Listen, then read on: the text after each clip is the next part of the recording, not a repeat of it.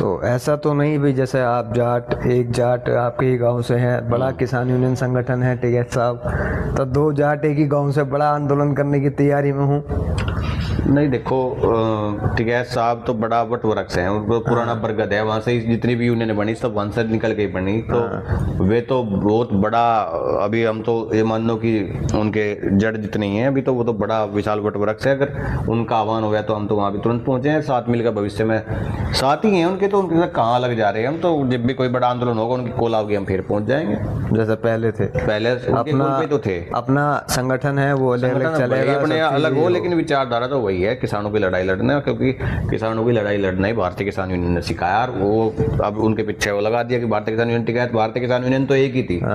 उसके बाद ही जितने हजारों किसान संगठन बने, जब भी बने, तो हम तो आज भी उनके साथ ही हैं। वो तो हमने यहाँ रह रहे तो अपने कुछ ऐसे कार्यकर्ता लोग हैं जिनके हमने मांग थी उनकी कि संगठन बना लिया जाए, तो हमने संगठन बना के लड़ाई लड़ रहे, बाकी तो हम उनके साथ हैं। तो इस संगठन में ऐसा कोई जाट गुजर यादव ब्राह्मण ठाकुर वाला टैग तो नहीं लगेगा? कोई टैग नहीं है, और इसमें तो धार्मिक टैग भी नहीं है, धार्मिक टैग भी नहीं है इसमें। हिंदू, मुस्लिम, सिख, ईसाई और सभी जातियों के लोग हैं, सभी धर्मों के लोग हैं, और सबको इसका नाम ही आज़ाद इसलिए रखा हमने, बहुत सोच समझ का नाम रखा है इसका आज़ाद। इसमें तो खूब आज़ादी है, इसमें कोई बंधन नहीं, कोई गुलामी नहीं, कोई जातिवाद नहीं, कोई कुछ नहीं। इसमें सब अपने कार्य करने के लिए आज़ाद हैं, अपने फैसले लेने के लिए आज़ाद हैं, और अपने धरने आंदोलन सब करने के लिए आज़ाद है। यहाँ किसी पे कोई बंधन नहीं है कि संगठन में रहेगा ये मत करो, खूब आज़ादी है। अच्छा, खास तौर से देखा जाए जिस तरीके से संगठन भी हैं, डॉक्टर भी आ रहे हैं, टीचर भी आ रहे हैं, और व्यापारी रूप से एक भाई व्यापार का एक सबसे बड़ा योगदान होता है कि संगठन चलाना सब चीज़, तो इन लोगों के लिए आपके संगठन में क्या है? क्योंकि एक किसान तो भाई सबकी समस्या लेकर इन सबके पास जाता है, तो इनका आपके संगठन में क्या योगदान होगा? व्यापारियों का, शिक्षकों का, डॉक्टरों का, सबका अपना अपना योगदान है, सबकी अपनी अपनी लड़ाई रहती है। तो कोई किसी रूप से संगठन में मदद करता है, कोई किसी रूप से मदद करता है। तो ये तो संगठन जब चलता है तन मन धन से चलता है, कोई तन से कर रहा, कोई मन से कर रहा, कोई धन से कर रहा, तो अपनी अपनी अलग अलग तरीके की सोच है। और जिसकी कोई लड़ाई लड़नी होती है तो हम उसकी साथ भी देते हैं हर प्रकार से, चाहे व्यापारी हो, चाहे वकील हो, चाहे शिक्षक हो, कोई भी हो। शिक्षकों की भी अभी बड़ी लंबी लड़ाई थी, हाई कोर्ट बेंच की बड़ी लड़ाई अभी हम लोगों ने बंद था, तो व्यापारियों ने, किसानों ने सभी मिलकर पूरा मेरठ का और आसपास का बंद सफल करवाया। तो किस तरीके से मतलब लगता है कि आप पॉलिटिकल पार्टियों के भी तो कॉल आए होंगे ना, समाजवादी हुई, बसपा, कांग्रेस, भाजपा, कोई टिकट बहुत योगदान भी होगा, चुनाव का भी मन कर रहा होगा? देखिए, सबके कॉल हैं और भविष्य में चुनाव भी लड़ेंगे। हम ये भी नहीं कहते हम राजनीतिक हैं। हम दूसरे संगठनों की तरह किसी भी की तरह हम झूठ नहीं बोलते कि हम राजनीतिक हैं और बाद में चुनाव लड़ लें। चुनाव लड़के विधानसभा में जाएंगे तो भी यही लड़ाई लड़ेंगे, क्योंकि हम तो हर उस जगह पहुंचना चाहते हैं जहां से देश में किसानों, मजदूरों के, छात्रों, नौजवानों के लिए सब चीज़ों के लिए कानून बनते हैं। भविष्य में विधानसभा में जाएंगे तो वहां भी लड़ाई लड़ेंगे, लोकसभा में जाएंगे तो भी लड़ाई लड़ेंगे। चुनाव में आपको आज ही बता दो, चुनाव हम जरूर लड़ेंगे। और पार्टी कोई भी होगी, पार्टी था भी हमारा कुछ ऐसा है नहीं कि किस पार्टी से लड़ेंगे, पार्टी बता देंगे, लेकिन चुनाव जरूर लड़ेंगे, 100% चुनाव लड़ेंगे। क्योंकि हम उनकी तरह नहीं बोलते ना जी हम गैर राजनीतिक हैं। हमारा मानना के माध्यम से लड़ाई लड़नी चाहिए, आंदोलन लड़ने चाहिए, लेकिन जिनके खिलाफ आप लड़ते हो, जो लोग विधानसभाओं में बैठे हैं, सदनों में बैठे हैं, देश की लोकसभा में बैठे हैं, जो कानून बनाते हैं, वहीं पहुंच जाएंगे तो वहां मजबूत तरीके पाएंगे।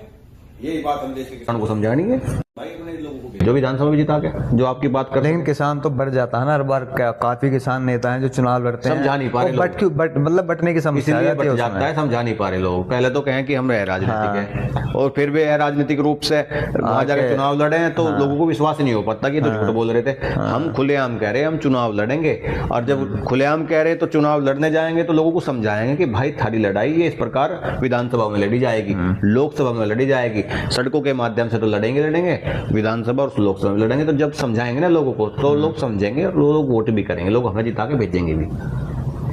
ऐसा नहीं है कि लोग अब मूर्ख नहीं रहे, अब लोग समझ चुके हैं कि कौन तुम्हारी लड़ाई लड़ सकता है। अब लोग उन लोगों पर विश्वास नहीं करेंगे जो पार्टियों के वहाँ तलवे चाट के टिकट ले आते हैं, फिर यहाँ आके वो चुनाव जीत कर चले जाते हैं। जब लोग उन्हें कहते हैं कि भाई हमारा काम क्यों नहीं कराया, तो वो नतमस्तक नजर आते हैं अपनी पार्टी के हकाओं के। लेकिन जब हम जैसे किसान नेता या किसान के अधिकारों के लिए लड़ाई लड़ने वाले लोग जब उनके बीच में जाएंगे तो हमारी लोग भी सुनेंगे, चाहे निर्दलीय ही लड़ना पड़े, निर्दलीय लड़ना पड़े, कोई फर्क फर्क नहीं पड़ता, लेकिन जाना है, किसानों की आवाज उठानी है, सब लोग की आवाज। सदन में जाना है, विधानसभा पहुंचेंगे, जरूर पहुंचेंगे, चुनाव जरूर लड़ेंगे, 1 लड़ें, 2 लड़ें, 3 लड़ें। सीट निर्धारित तो कर ली होगी, दिमाग में कुछ तो आया वो कहाँ से करना है कहाँ से नहीं। अभी तो दिमाग में बुढ़ाना विधानसभा है, बाकी भविष्य में देखेंगे, जहाँ से किसान पूरी टीम को बैठा के चर्चा करेंगे, क्योंकि मैं अकेला तो हूँ नहीं, मुझे लड़वाने वाले बहुत सारे लोग हैं, बहुत लोग हैं, तो उन सैकड़ों लोगों को मैं, जितनी भी हमारी टीम है सारी टीम को बैठाऊंगा, सबसे चर्चा करूंगा, जो लोग जहाँ से कहेंगे चुनाव लड़ूंगा वहां से चुनाव पक्का लड़ूंगा। तो उसमें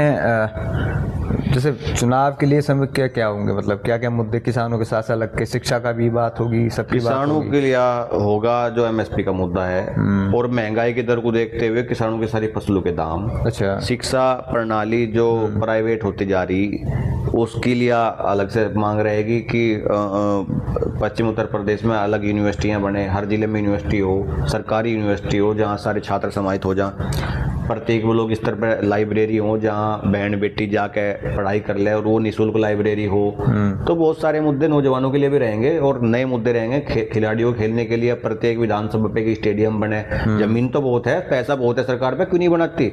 हर साल हम लोग देखते हैं कि कोई ना कोई खिलाड़ी रेस मार रहा सड़क पे, सुबह 4 बजे एक्सीडेंट, गोल्ड मेडल तो लिया, एक्सीडेंट हो, बहुत सारे लोग मर भी रहे हैं। अच्छा, तो जब स्टेडियम बन जाएगा तो सुविधाएं मिल जाएंगी, तो जितने ये हरियाणा से तुलना करें, हरियाणा में तो बहुत सारी सुविधाएं आती हैं, खेल का बजट अलग से मिले हम लोगों को, यूपी में नहीं मिलता, यूपी में मिलता है लेकिन ऊँट के मुंह में जीरा मिलता है। वो ज्यादा है, वही ऊपर के अधिकारियों में बट जाओ, उन्हें इक्वालिटी मिलती नहीं है। बहुत सारे हैं भाई हरियाणा का तो कह देते हैं कि चलो ठीक है, कुल मिलाकर जब हम लोग स्पोर्ट के द्वारा मिलाकर जब हम लोग चुनाव में आएंगे तो छात्रों के लिए, महिलाओं के लिए, स्टूडेंट जितने लड़कियां लड़के, इनके लिए अलग से योजनाएं लेकर आएंगे, खिलाड़ियों के लिए योजना लेकर आएंगे और पहले उन पर काम करके दिखाएंगे, उसके बाद चुनाव लड़के दिखाएंगे, क्योंकि उन पर हमारा विश्वास हो जाए। मतलब जो सी विधानसभा होगी पहले उस विधानसभा को हरियाणा वाला टच देंगे, काम करेंगे और फिर उसके बाद पूरा हरियाणा बनाना काम करेंगे, साथ में पूरा प्रदेश। हाँ। संगठन के तमाम लोग वो भी चुनाव लड़ने की इच्छा रखते होंगे, उन्हें भी लड़वाया जाएगा या फिर स्वयं ही खुद? अभी तो पहले जितने लोग हमें लड़वाने की इच्छा ज्यादा लोगों की है, जो भी मिलते हैं वे कहते हैं कि चुनाव लड़ रहे हो, कहाँ से लड़ोगे, तो कौन और दूसरा सदस्य लड़ेगा उसके बारे में चर्चा बैठ के होगी, लेकिन मैं तो लड़ी रहा हूँ। चलिए, तो क्या लगता है कि इस देश में व्यवस्था क्या चल रही है, देश के बारे में हम और आप लोग मिलेंगे तो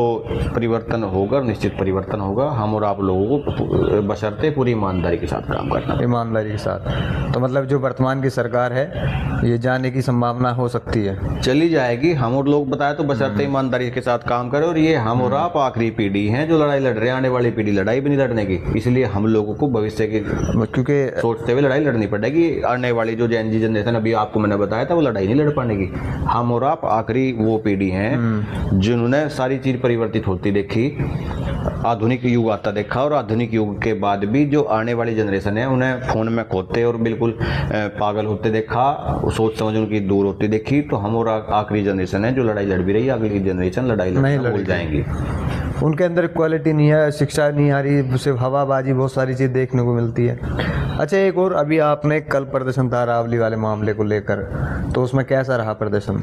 देखो, हमने हाथों में मशाल लेकर हम लोग निकले। अच्छा। रात्रि में मेरठ की सड़कों पे। हाँ। हमने ये संदेश देने का काम करा कि जो अरावली की पहाड़ियां हैं, वो जो रेगिस्तान का जो रेत आता है बड़े बड़े तूफानों में, तो वो पूरा दिल्ली एनसीआर की तरफ आता है। अच्छा।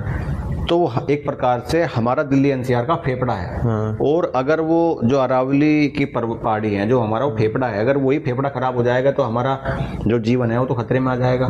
तो हमने बड़ी एक हजारों की संख्या में, सैकड़ों की संख्या में हमारे साथ लोग उमड़ के सड़कों पे आए, उनके हाथों में मशाल थी जलती हुई, और सबने ये संदेश देने का काम किया उन मशालों के दिखाते हुए कि हम लोग अब सड़कों पर उतर चुके हैं। अगर अरावली पर्वत पे, अरावली पहाड़ी पे हाथ लगाने की कोशिश की तो ये मसाले जल उठेंगी। और ये सिर्फ मेरठ में नहीं, पूरे एनसीआर क्षेत्र में चारों तरफ मसाले हाथ में लोगों के होंगी, क्योंकि अब हमारी सांसों पे बात बनाई है।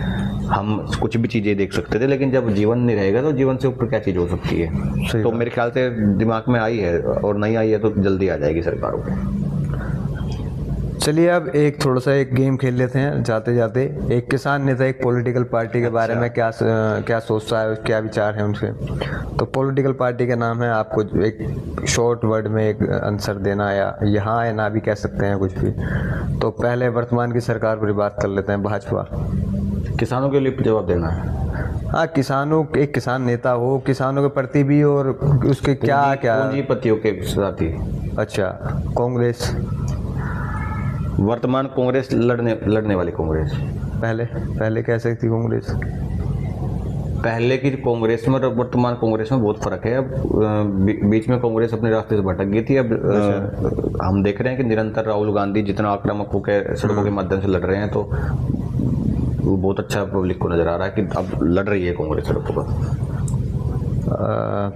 समाजवादी लीडर बड़ी अखिलेश यादव, बड़ा नाम और लड़ने वाली पार्टी का नाम, जो सड़कों के माध्यम से इतने विपक्षी, जब सब विपक्ष घर बैठा हो तब भी उत्तर प्रदेश में जो जिसने भाजपा का डट के सामने किया इस पूंजीपति लोगों को, तो उसका नाम अखिलेश यादव। बसपा गुमनाम चेहरा। अच्छा, एक लीडर हो रहा है पीडिया के, आरजेडी के नेता हैं, आरजेडी पार्टी, उनका क्या लगता है? वो भी किसानों की बात करती है अगर बिहार में अगर देखा जाए? आरजेडी मजबूत पार्टी है, और लेकिन अभी युवा है तो बड़ी आगे धीरे धीरे बढ़ेगी, तो अभी अनुभव की कमी मेरे ख्याल से खल रही है तेजस्वी जी में, लेकिन धीरे धीरे अनुभव बढ़ेगा तो वो भी एक आक्रामक चेहरे के तौर पर उभरेंगे।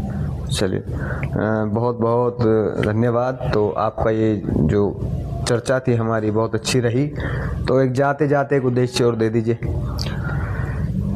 देखिए साथियों, ये जो कैमरा और कलम का जो एक परिप्रेक्ष्य है, आपस में जो इनका जो जुड़ाव है, और हमारे ऐसे साथी हैं जो सभी लोगों के विचार आप लोगों तक पहुंचाने का काम करते हैं। तो जो भी हमारे नए दर्शक इनसे जुड़े हैं, जो हमारे नए साथी आए, वो इन साथी को, इनका चैनल को सब्सक्राइब जरूर करें, शेयर करके इनकी आवाज़ को हजारों लाखों लोगों तक पहुंचाने की कोशिश किया करो, क्योंकि ये लोग ही वो लोग हैं, आखिरी पीढ़ी हैं, जो सच को दिखाने के लिए अनकट आपको दिखाते हैं, बिना कट बिना एडिट किए आप लोगों को सब चीज़ें दिखाती हैं, हकीकत बयां करते हैं आज के समय की। तो इन लोगों को आगे बढ़ाने का काम करें, और जब अगर इन लोगों को भी आपने आगे बढ़ाना कर दिया, तो बंद कर दिया, तो बस फिर तो ये समझा जाएगा कि आज की जेन जी जनरेशन सिर्फ रील और फेसबुक तक होने में सीमित रह गई है। तो मेरा आप सभी लोगों से हाथ जोड़ कर निवेदन है कि आप लोग ज़्यादा से ज़्यादा शेयर करें इस वीडियो को, और ज़्यादा से ज़्यादा इनके चैनल को सब्सक्राइब करें। धन्यवाद, और बेल आइकन दबाना ना भूलें।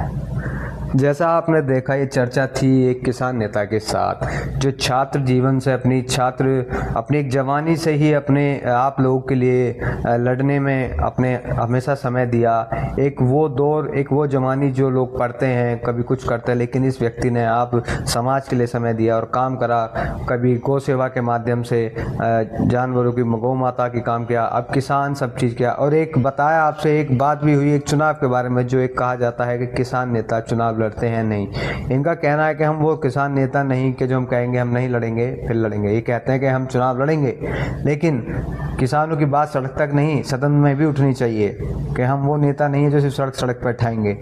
तो ऐसे तमाम जो ऐसे युवा नेता हैं, ऐसे होनहार व्यक्ति, समाज सेवी, जो वास्तव में कुछ एक अपनी जवानी के साथ को लेकर आप लोगों के लिए लड़ाई लड़ रहे हैं, जो अपने जीवन में कुछ अच्छा करने जा रहे हैं, जो आपके लिए फ़ायदेमंद हो, जो देश के लिए फ़ायदेमंद हो, स्वयं के लिए नहीं, जो देश के लिए फ़ायदेमंद हो। मैंने फिर से बात दोहराई, देश के लिए। तो उन लोगों तक पहुंचकर मैं उन लोगों के संवाद करके आप लोगों तक पहुंचाने का काम करूंगा, और मेरी कोशिश यही रहेगी कि उनके सवाल जवाब जो होंगे उनके सवालों के, उन आपके जीवन के लिए अच्छा उज्जवल भविष्य की ओर किरणें लाएं। तो जब तक के लिए आप जुड़े रहिए, देखते रहिए पवनीश यादव चैनल। नमस्कार।